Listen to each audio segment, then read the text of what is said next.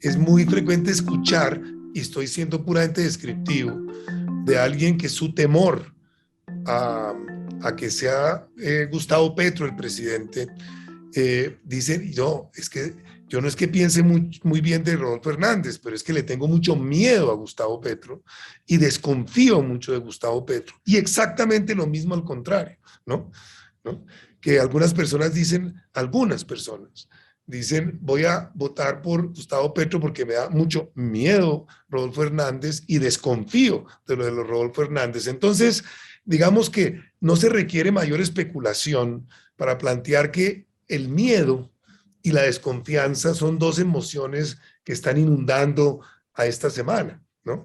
El país. Inclusive es muy interesante ver cómo la salvedad que hacen muchos ciudadanos y ciudadanas, ustedes sí que lo habrán escuchado, en el sentido, no soy petrista, pero voy a votar por Petro porque Hernández tal cosa. No soy hernandista, pero voy a votar por Hernández porque tal y tal cosa con Petro. Esa situación es una situación que, claro, a nosotros acostumbrados como a estar conectados con la emocionalidad de las personas, nos llega, la registramos, ¿no? La tomamos en cuenta y sabemos por otras evidencias diarias, ¿no? Que uno en medio del miedo y la desconfianza no tiene bastante bloqueado su capacidad, o no bloqueado totalmente, pero disminuida su capacidad de razonar, de profundizar y de pensar, ¿no? El psicoanálisis, frente a cosas de este estilo, siempre tiene como la doble invitación de acoger las emociones, recibirlas, acolchonarlas, pero permitir y favorecer que el conflicto siga avanzando, no que se atasque ahí. El conflicto es la esencia de la vida individual y es la esencia de la vida social, ¿no? Por eso seguramente muchos de nosotros sentimos cierta desconfianza de esta palabra posconflicto, porque siempre lo entendimos completamente al contrario, ¿no? Siempre entendíamos que la guerra armada, ¿no? La confrontación armada, el conflicto armado, trancaba, bloqueaba el desenvolvimiento del conflicto social y que tan pronto se lograra neutralizar, aunque fuera parcialmente, ¿no? El conflicto armado, el conflicto social tendría que avanzar, hacerse evidente. Y para los que así pensamos, todo lo que ocurrió en Colombia en el 2019 y el estallido social es apenas la consecuencia que por analogía, ¿no? Vemos todo el tiempo en nuestros consultorios. Cuando una persona logra hablar, logra decir todo lo que piensa, pues todo en su vida se le conflictualiza más, ¿no? Las cosas que él había logrado como estabilizar se conflictualizan y uno escucha esas críticas y dice, pero es que yo me empecé a psicoanalizar, yo estaba muy tranquilo en mi matrimonio o en cosas que uno había establecido y se me complicó y se me enredó todo. Pues sí, porque a uno frecuentemente, a mí me ha pasado que personas por hecho de pertenecer a una doctrina o política o religiosa o de alguna naturaleza, y mire, yo quiero analizar todo, pero no se meta con tal cosa, ¿no? No se me meta con mis creencias religiosas, esas dejémoslas quietas. O no se meta con mi matrimonio, que suficiente lío he tenido para mantener eso medio nivelado para que usted me lo ponga a hurgar y eso se daña, ¿no? Yo les contesto que eso es incompatible con psicoanalizarse, ¿no? No se puede, porque como Freud decía, las resistencias se esconden en cualquier lugar que uno les dé para esconderse. Es como si uno dijera que hay un lugar en la ciudad, él ponía este ejemplo, ¿no? Si uno dice, mire, nunca se perseguirá a un ladrón en la catedral. Claro que habría que agrandar la catedral, pero nunca se... Entonces, todos se meterían en la catedral, ¿no? Para que las cosas avancen no se le puede dar una excepción, ¿no? A lo que no se puede hablar. Voy a hacer una especulación salvaje, ¿no? De las que yo critico, ¿no? Pero es muy posible que la dinámica electoral que tenemos ahora con relación a ambos candidatos, ¿no? Sea producto de cierta disminución importantísima en el conflicto armado colombiano, ¿no? Y que aparecieron actores distintos, dinámicas distintas. En Colombia el patrón que ha descubierto o que ha puntualizado la Comisión de la Verdad, que es nuestra costumbre de eliminar al adversario, es una cosa que sigue como patrón. Pero por eso es que nosotros invocamos cualquier tipo de fuerzas, los creyentes a los creyentes, los convencidos de otras cosas, a que se mantenga por lo menos un logro impresionante, que es que no se ha permitido la vida de las personas que están aspirando a la presidencia, ¿no? Y quizás ese es uno de los temores grandes que todos tenemos y que sería un signo de retroceso espantoso, ¿no? Donde hubiese un atentado a la vida de cualquiera de los dos candidatos, ¿no? Esa es la única, es como un indicador de que las cosas cambiaron en este país por ahora. Esa frase antigua, ¿no? Que ustedes conocen, de que las discusiones de Bogotá en los círculos sociales implicaba que terminaran en muertos en los territorios. Qué cosa tan terrible tener que decir en Colombia que es extraño que dos personas que se están oponiendo fuertemente a ciertas cosas establecidas estén vivas, ¿no? Eso en Colombia es un nuevo desarrollo. Por eso la llamada polarización peyorativamente, pues la polarización depende. Si es una polarización en que no se mate al adversario, qué avance tan maravilloso para el país, ¿no? Qué maravilla, ¿no? En esta ocasión sí que tiene posibilidades de triunfar la democracia si el que se ha derrotado, sea quien sea, reconoce que fue derrotado y sus seguidores lo reconocen y lo logran asumir sin acudir a nuestros patrones de antaño. Estamos en un momento donde el país está hablando y creo que la contracara de eso es alguien o algunos que puedan escuchar eso que se está diciendo, ¿no? Entonces, así como hay un ejercicio de hablar, tiene que haber un ejercicio de poder escuchar eso y acogerlo sin censurarlo, sin reprimirlo. Los colombianos, sin darse cuenta, ¿no? Votaron por eso, de repente, en su gran mayoría, votaron por un cambio en las estructuras de poder, ¿no?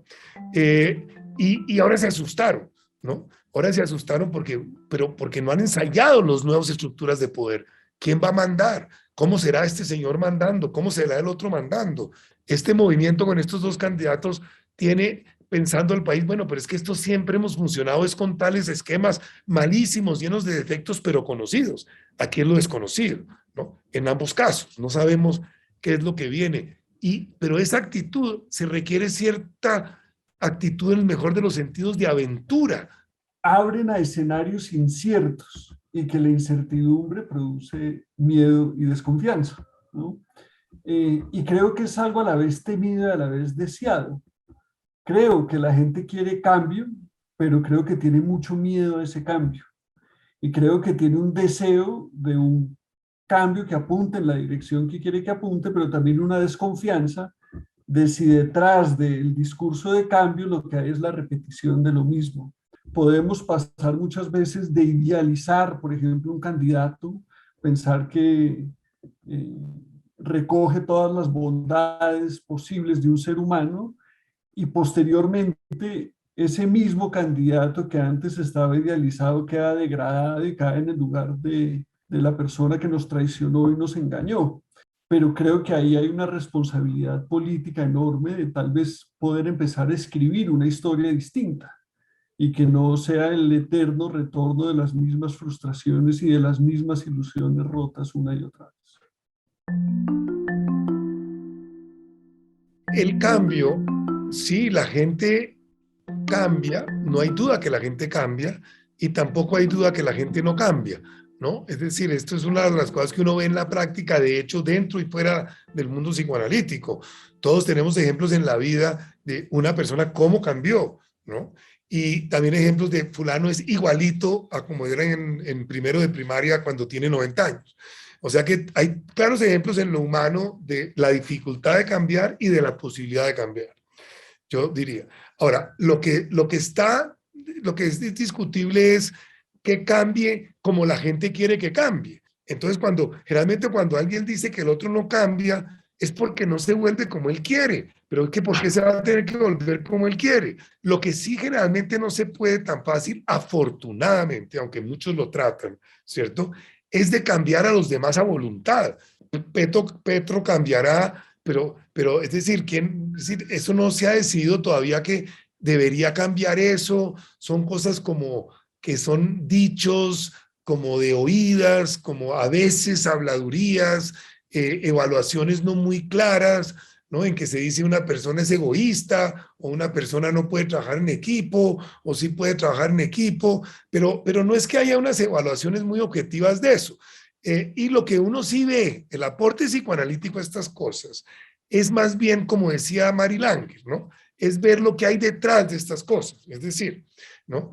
Es decir, yo no sé si se ha hecho una evaluación objetiva realmente bien hecha de la alcaldía de Petro, pero uno sí sabe que si tuvo errores, si yo no soy experto para analizar eso, pero yo sí sé que si tuvo errores, no tuvo los errores que hacen que la gente le tenga miedo a Petro, ¿no? Es decir, Petro no llenó a Bogotá de expropiación, Bogotá no se volvió Caracas, no se volvió castrochavista, ¿no? Es decir, que son como los temores de Petro.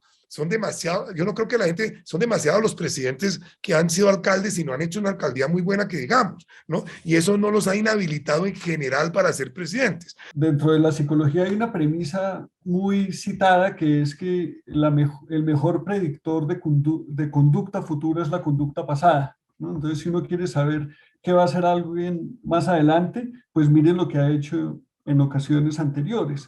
Pero esas, digamos, ese tipo, digamos, de psicologismos evitan mirar la complejidad del funcionamiento humano. El cambio deseable, más que las personas se vuelvan como uno quiere, es que se vuelvan más auténticamente ellas mismas, en su legítima rareza, por decirlo de alguna manera. En lo particular, y tal vez hablo de mí, me produce confianza una persona que ha trabajado sobre sí mismo, sobre sus miedos, sobre sus temores, sobre sus disposiciones enfermas, agresivas, sexuales, etcétera. A mí, sin saber nada de esa persona, el solo hecho de saber que ha trabajado sobre eso, me parece que es un valor enorme. Desafortunadamente en nuestra sociedad a veces vemos lo contrario. Entonces se ve que se creería que es más sano alguien que nunca ha ido donde un psicoanalista y que si ha ido donde el psicoanalista es porque seguramente eso es indicador de que algo no funciona a nivel de su funcionamiento mental. Ese yo creo que es un paradigma que hay que transformar, digamos, ¿no? No porque alguien carezca de tropiezos en su vida significa que su vida es mejor y está mejor mentalmente, ¿no? Muchas personas, y creo que podemos ubicar incluso la historia personal de los candidatos, está llena de tropiezos y de dificultades. Y su crecimiento psicológico no es borrar que eso haya sucedido, sino el modo como ha podido sobreponerse a esas dificultades y cómo el sobreponerse a esas dificultades lo ha enriquecido. Y creo que el superar esas dificultades es algo que ellos pueden poner al servicio de otros, ofrecer a otros frente al modo como van a manejar, o alguno de ellos va a manejar dificultades nuevas, inéditas que va a enfrentar ahora en este nuevo lugar de ser presidente de la República. Es interesante simplemente como una muestra del proceso intelectual nuevo que hay en el país, que es el caso de Alejandro Gaviria, ¿no? En que ha hecho público, atendiendo lo que pregunta Natalia, ha hecho públicas sus emociones, ¿no? Hizo públicas sus dudas en el sentido de si seguir de rector de la Universidad de los Andes o de volverse presidente y tratar de serlo. Después sus reflexiones alrededor de si se unía o no al Partido Liberal, después sus reflexiones de por qué entró al Centro de la Esperanza, después sus reflexiones y sus argumentos y sus soportes, su proceso interior lo puso público, ¿no? Sus reflexiones interiores que lo llevaron a unirse al pacto histórico. Para mí es un maravilloso ejemplo también de una nueva Colombia. Es una persona como que ha expuesto su emocionalidad interior al país, ¿no? Y se lo ha mostrado y lo ha puesto sobre el tapete. Yo sí creo claramente que le hace falta y que le convendría mucho a la democracia, al país, al proceso, que toda esta emocionalidad privada que se conoce en los divanes de los psicoanalistas esté sobre el tapete en los medios de comunicación, guardando las privacidades del caso. Y eso es muy fácil hacerlo, porque es que lo que se trata de hablar no es el caso específico, uno u otro. Hablo pues un nombre de un caso pues público y un proceso que él ha hecho público, ¿no? Luego es público. Pero esto claro que debería volverse algo público y deberíamos tomar conciencia de la importancia, casi que ya no es psicoanálisis política, es emociones y política, ¿no? La importancia del mundo emocional en la política.